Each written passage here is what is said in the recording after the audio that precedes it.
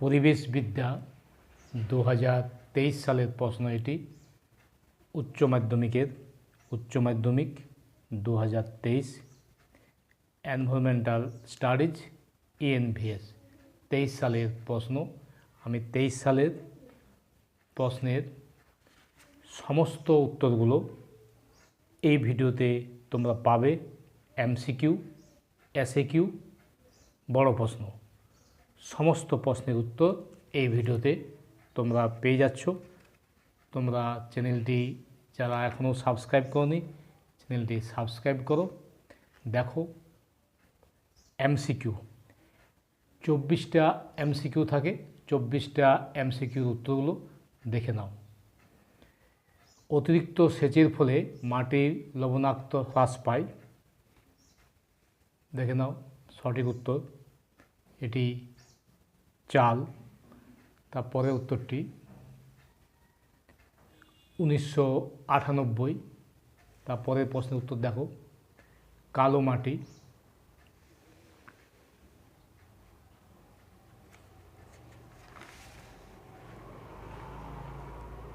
জল, তুরা জেলা, মেঘালয়। তোমরা প্রশ্নগুলো পড়ে নেবে, কারণ কম সময়ের মধ্যে ভিডিওটি করার জন্য সম্পূর্ণ আমি পড়ছি না। স্বামী,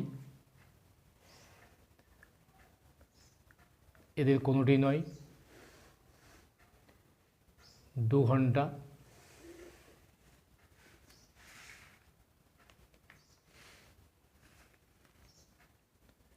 আফ্রিকা, এদের সবকটি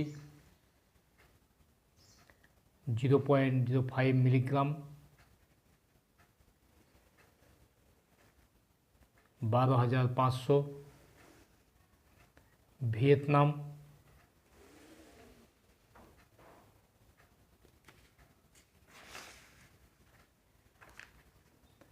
আশি মাইক্রোগ্রাম পার ঘনমিটার। নকরেক,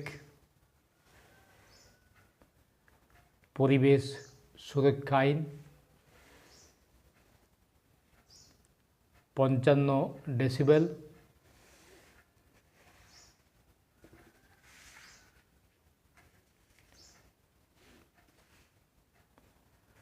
উনিশশো 92 লাক্ষাদ্বীপ, ব্যাসিলাস থারিনজেনেসিস।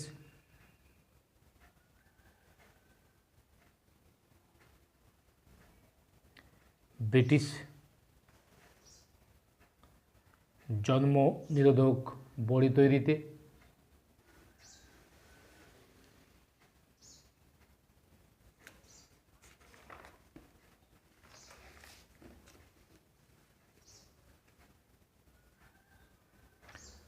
পরিবেশের ভারসাম্য বিঘ্ন না করে কৃষির বিকাশ। 1 মার্কের 2023 সালের 1 মার্কের যে 24টি প্রশ্ন ছিল তার উত্তর তোমরা পেয়ে গেলে, তাহলে MCQ হয়ে গেল।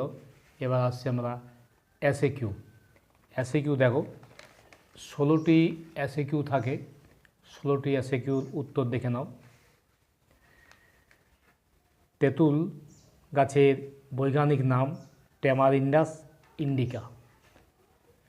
IUCN-এর পুরো কথাটি international union for conservation of nature and natural resource. পরের প্রশ্ন, স্তন্যপায়ী প্রাণীর বৈচিত্র্যের নিরিখে বিশ্বের মধ্যে ভারতবর্ষের স্থান 8ম। পরের প্রশ্ন, পাখির বৈচিত্র্যের নিরিখে বিশ্বের মধ্যে ভারতবর্ষের স্থান 2য়। পরের প্রশ্ন, বিরল প্রজাতি বলতে কী বোঝো? দেখো এখানে যে উত্তরটি লেখা আছে সেটাও তোমরা এটা করতে পারো, কিংবা তোমরা বিরল প্রজাতি কাকে বলে এই উত্তরটিও করতে পারো। বিরল প্রজাতি, দেখো এই যে বিরল প্রজাতি বলতে কী বোঝো? যে সকল প্রজাতির পরিমাণ পৃথিবীতে কম এবং ভবিষ্যতে বিপন্ন হওয়ার আশঙ্কা আছে তাদের বলে বিরল প্রজাতি, যেমন মরু বিড়াল। এবার পরের প্রশ্ন, টিস্যু কালচার এর উদ্দেশ্য কী? টিস্যু কালচার উদ্দেশ্য এখানে যেটা লেখা আছে সেটাও লিখতে পারো, কিংবা টিস্যু কালচার এই উত্তরটা তোমরা লিখতে পারো। টিস্যু কালচারের উদ্দেশ্য কী, দেখো এটি টিস্যু কালচারের উদ্দেশ্য কী। টিস্যু কালচার বা কোষ কলা পালনের উদ্দেশ্য হলো জিনগত গুণমান অপরিবর্তিত রেখে রোগমুক্ত উদ্ভিদের বর্ধনশীল কলা কোষ হিমায়িত করে রাখা, যাতে প্রজাতিগুলি বিলুপ্ত না হয়ে যায়। এটা করতে পারো। পরের প্রশ্ন, টিস্যু কালচারের পরে দেখো রয়েছে একটি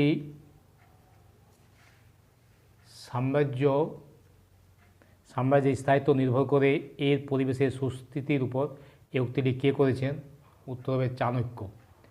পরের প্রশ্ন দেখো, জলসভ্যতা বলতে কী বোঝো? এখানে উত্তরটা আমি লিখে দিয়েছি, তোমরা এটা করতে পারো, আর নাহলে বইয়ে থেকে তুমি এটা করতে পারো। জলসভ্যতা বলতে কী বোঝো? দেখো আমি দেখিয়ে দিচ্ছি জলসভ্যতা উত্তরটি। দেখো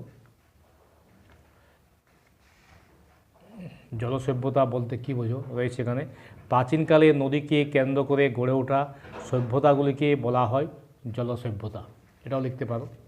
পরের প্রশ্ন দেখো, কোন সালে আমাদের সাধারণ ভবিষ্যৎ নামক রিপোর্টটি প্রকাশিত হয়েছিল? 1987 সালের অক্টোবর মাসে। পরের প্রশ্ন, পার্থিব মূলধনের একটি উদাহরণ কয়লা। কয়লা বাদ দিয়ে অন্যান্য পার্থিব মূলধন উদাহরণ লিখতে পারো। যেমন ধরো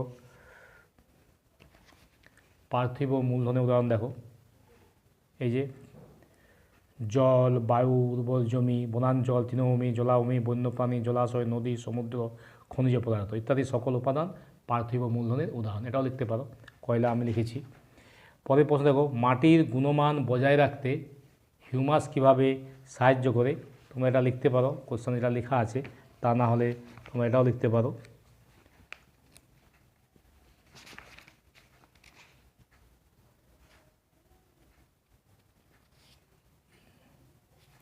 এটি লিখতে পারো, মাটির গুণমান বজায় রাখতে হিউমাস কীভাবে সাহায্য করে, এটা লিখতে পারো তোমরা। ঠিক আছে। পরের প্রশ্ন, ল্যাটেরাইট কাকে বলে? এটা লিখতে পারো, না হলে এটা লিখো, ল্যাটেরাইট কাকে বলে। দেখো ল্যাটেরাইট মৃত্তিকা কাকে বলে, এটা লিখতে পারো, ল্যাটেরাইট মৃত্তিকা কাকে বলে। পরের প্রশ্ন দেখো, একটি মিথজীবী ফার্নের উদাহরণ লাইকেন। এটা মিথজীবী ফার্নের উদাহরণ লাইকেন লিখতে পারো, লাইকেন। পরের প্রশ্ন দেখো, মাইকোরাইজা কাকে বলে? মাইকোরাইজা কাকে বলে, যেটা প্রশ্নে আমি লিখে দিয়েছি, দেখো মাইকোরাইজা, এটা লিখতে পারো, তা না হলে এটা লিখো, মাইকোরাইজা কাকে বলে। দেখো মাইকোরাইজা কাকে বলে, এটা লিখতে পারো, মাইকোরাইজা কাকে বলে, এটা লিখতে পারো। পরের প্রশ্ন, ক্রিস্টাল প্রোটিন কাকে বলে? আমি লিখেছি, এটা লিখতে পারো, ক্রিস্টাল প্রোটিন। দেখো এই যে ক্রিস্টাল প্রোটিন কাকে বলে, ক্রিস্টাল প্রোটিন কাকে বলে, এটা লিখতে পারো, ক্রিস্টাল প্রোটিন। পরের প্রশ্ন, শস্য পোকার জৈব নিয়ন্ত্রণ বলতে কী বোঝো? শস্য পোকার জৈব নিয়ন্ত্রণ বলতে কী বোঝো? এখানে উত্তর লেখা আছে, সেটা লিখতে পারো, তা না হলে এটা লিখো, শস্য পোকার জৈব নিয়ন্ত্রণ বলতে কী বোঝো, এটা লিখো, শস্য পোকা জৈব নিয়ন্ত্রণ বলতে কী বোঝো, এটি লিখতে পারো। এবার ইন্টারক্রপিং কাকে বলে? উত্তর এখানে লেখা আছে, ইন্টারক্রপিং, তোমরা লিখতে পারো এটা, ইন্টারক্রপিং। দেখো ইন্টারক্রপিং কাকে বলে, এটি লিখতে পারো, ইন্টারক্রপিং। এবার চলে যাচ্ছি, পানীয় জলের কাঠিন্য বলতে কী বোঝো? এখানে লেখা রয়েছে পানীয় জলের কাঠিন্য, তুমি এটাও লিখতে পারো, পানীয় জলের কাঠিন্য।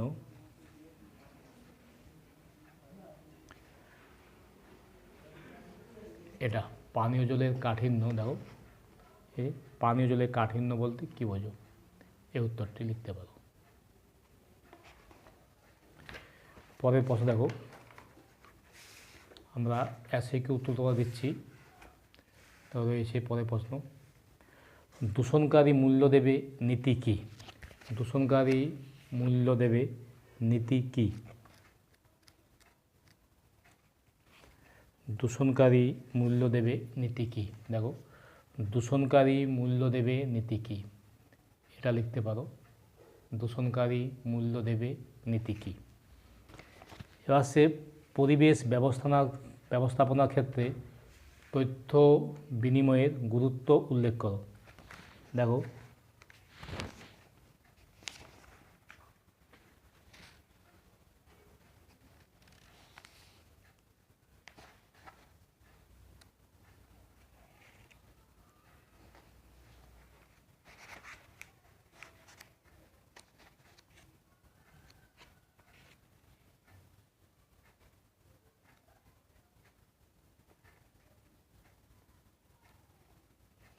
এটা এখান থেকে লিখে পরিবেশ ব্যবস্থাপনা তথ্যজনিত উত্তর এখানে দেওয়া আছে, লিখে নাও। তারপর দেখো, ব্যুরো অফ ইন্ডিয়ান স্ট্যান্ডার্ডের ভূমিকা কী, এর উত্তর দেখে নাও।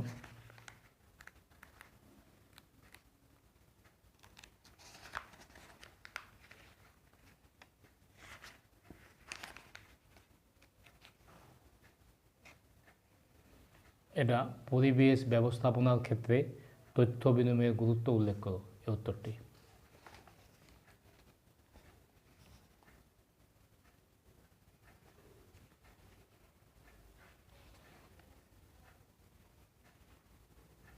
তারপর ব্যুরো অফ ইন্ডিয়ান স্ট্যান্ডার্ডসের ভূমিকা কী, দেখো, এটা ব্যুরো অ্যান্ড ইন্ডিয়ান স্ট্যান্ডার্ডসের ভূমিকা কী, উত্তরটি। পরের প্রশ্ন দেখো, আরএসপিএমের পুরো কথাটি কী, দেখে নাও।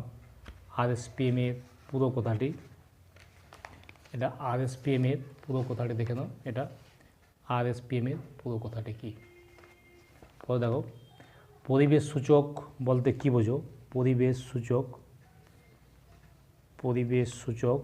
বলতে কী বোঝো?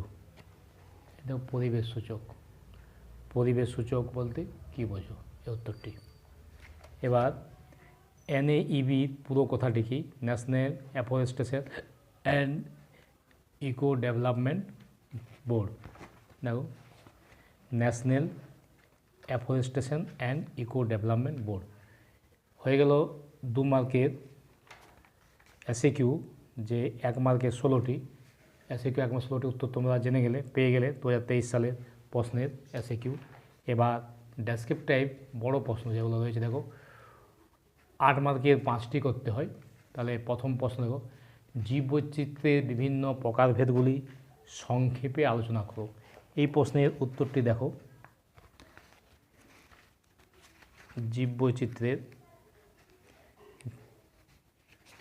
জীববৈচিত্র্যের প্রকারভেদগুলি সম্পর্কে আলোচনা। এইটি দেখো, জীববৈচিত্র্যের শ্রেণীবিভাগ, এটিও জীববৈচিত্র্যের শ্রেণীবিভাগ, জীববৈচিত্র্যের প্রকারভেদ, এটি লিখে নাও এখান থেকে। জিনগত বৈচিত্র্য, প্রজাতি বৈচিত্র্য, বাস্তুতান্ত্রিক বৈচিত্র্য। 3 প্রকার, লিখে নাও এটা, এই উত্তরটি। বিভিন্ন প্রকার, এই গামা বৈচিত্র্য পর্যন্ত, এখান পর্যন্ত উত্তরটি। প্রশ্নটি হচ্ছে বিভিন্ন প্রকার জীববৈচিত্র্য বর্ণনা দাও, এই উত্তরটি দেখিয়ে দিচ্ছি। ব্যাস, লিখবে এইখান পর্যন্ত, এখান শুধুমাত্র গামা বৈচিত্র্যটি লিখবে, ব্যাস হয়ে গেল। জীববৈচিত্র্যের মূল্য বলতে কী বোঝো? এটি জীববৈচিত্র্যের মূল্যটি দেখে নাও। জীববৈচিত্র্যের মূল্য, এটি জীববৈচিত্র্যের মূল্য। এই জীববৈচিত্র্যের নান্দনিক মূল্য বলতে কী বোঝো? এটি জীববৈচিত্র্যের মূল্য হয়ে গেল। পরের প্রশ্ন, জীববৈচিত্র্য সংরক্ষণের গুরুত্ব উল্লেখ করো। জীববৈচিত্র্য সংরক্ষণের গুরুত্ব দেখো, এটি জীববৈচিত্র্যের সংরক্ষণের গুরুত্ব, এটি লিখে নাও এখান পর্যন্ত, জীববৈচিত্র্যের সংরক্ষণের গুরুত্ব। ব্যাস হয়ে গেল জীববৈচিত্র্যের সংরক্ষণের গুরুত্ব, এখান থেকে এটা, তারপর এইটি। পরের প্রশ্ন, জীববৈচিত্র্য সংরক্ষণের প্রধান কৌশলগুলো। জীববৈচিত্র্য সংরক্ষণের কৌশল, দেখো জীববৈচিত্র্য সংরক্ষণের উপায়গুলি, কৌশল, এটি জীব বৈচিত্র্য সংরক্ষণের কৌশলগুলো লিখে নাও। এটা ইনসিটু এক্সিটু জাতীয় উদ্যান, অভয়ারণ্য, সংরক্ষিত বনাঞ্চল বায়োস্ফিয়ার রিজার্ভ,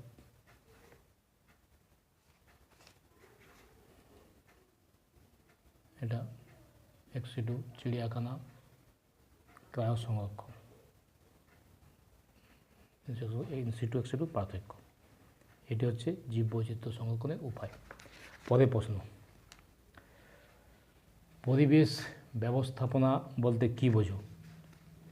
পরিবেশ ব্যবস্থাপনা বলতে কী বোঝো? পরিবেশ ব্যবস্থাপনার সাথে অর্থনৈতিক উন্নয়নের সম্পর্ক। এখানে পরিবেশ ব্যবস্থাপনা, অর্থনৈতিক উন্নতি, এগুলো আছে পরিবেশ ব্যবস্থাপনা। সবুজায়ন, দূষণ নিয়ন্ত্রণ, জনবসতি উন্নয়ন, জীববৈচিত্র্য সংরক্ষণ, রোগ নিরাময়ের পরিকল্পনা, বর্জ্য পদার্থের পুনর্ব্যবহার, পরিবেশ শিক্ষা সচেতনা, পরিবেশ আইন প্রণয়ন, এগুলো হচ্ছে পরিবেশ ব্যবস্থাপনা। এইখান থেকে উত্তরটি, এইখান থেকে উত্তরটি তোমার লিখতে হবে। এই পেজটি ধরো,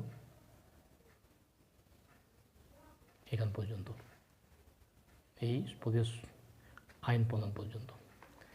এবার পরের প্রশ্ন, পরিবেশ ব্যবস্থাপনার ক্ষেত্রে আইনি সংস্থানের বিভিন্ন দিকগুলো। আইনি দিকগুলো, এই প্রশ্নের উত্তর পরিবেশ ব্যবস্থাপনার ক্ষেত্রে আইনি সংস্থানের বিভিন্ন দিকগুলো। এই যে পরিবেশ ব্যবস্থাপনার ক্ষেত্রে আইনি সংস্থানের বিভিন্ন দিকগুলো, এই উত্তরটি এখান থেকে শুরু, দেখো এখান পর্যন্ত।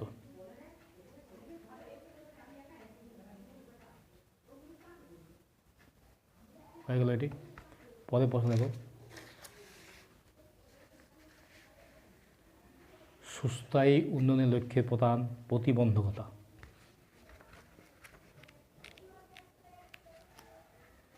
প্রধান বাধা, এই যে সুস্থায়ী উন্নয়নের লক্ষ্যে প্রধান বাধাগুলি আলোচনা করো। এই যে বাধাগুলি দেখো,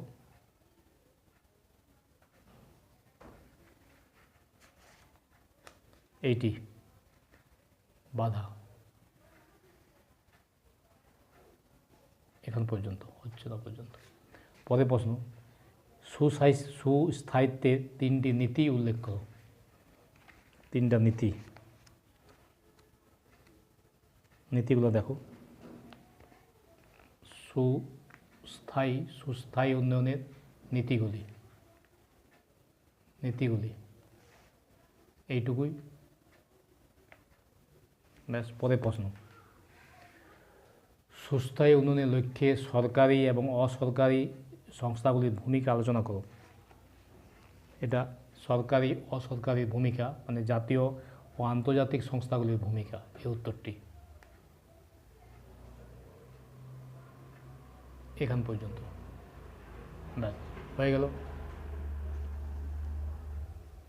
পরের প্রশ্ন দেখো, মিশ্র চাষ, শস্যের আবর্তন, কৃষিবন এর ভূমিকা সংক্ষিপ্তভাবে উল্লেখ করো।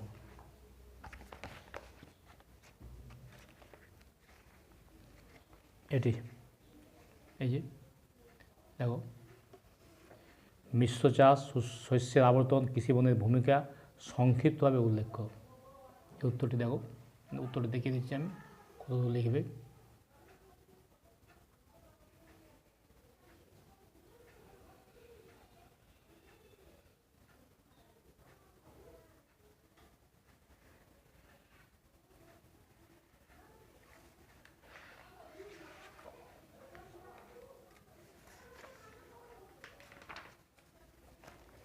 এখানে এটি লাস্ট, ব্যাস। পরের প্রশ্ন, আইপিএম এর দুটি সুবিধা। আইপিএম এর দুটি সুবিধা। আইপিএম এর দুটি সুবিধা দেখো।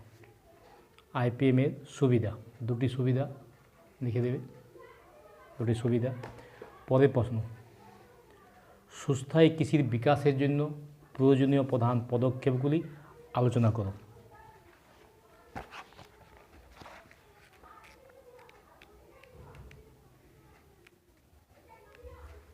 সুস্থায়ী কৃষি বিকাশের জন্য পদক্ষেপগুলি,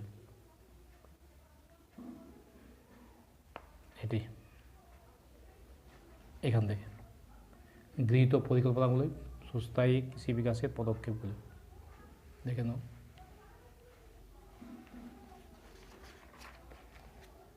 এই পদক্ষেপগুলি লিখতে হবে।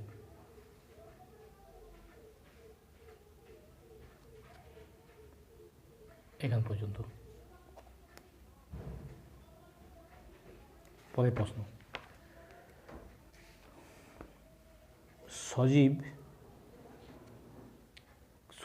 সজীব আগাছানাশক কাকে বলে? সজীব আগাছানাশক কাকে বলে? এটি হচ্ছে সজীব আগাছানাশক। এই যে সজীব, এগুলো হচ্ছে সজীব আগাছানাশক। এটি লিখে নেবে। ব্যাস হয়ে গেল 2023 সালের সমস্ত প্রশ্নের উত্তর। MCQ, SAQ, DAQ, বড় প্রশ্ন 1 মার্কের আর 8 মার্কের। এই ভিডিওতে তোমরা পেয়ে গেলে 2023 সালের সমস্ত প্রশ্নের উত্তর। যারা চ্যানেলটি সাবস্ক্রাইব করোনি তারা চ্যানেলটি সাবস্ক্রাইব করে দাও এবং ভিডিওটি বন্ধুদের মধ্যে শেয়ার করো। আজ এ পর্যন্তই, পরের ভিডিওতে আবার দেখা হচ্ছে।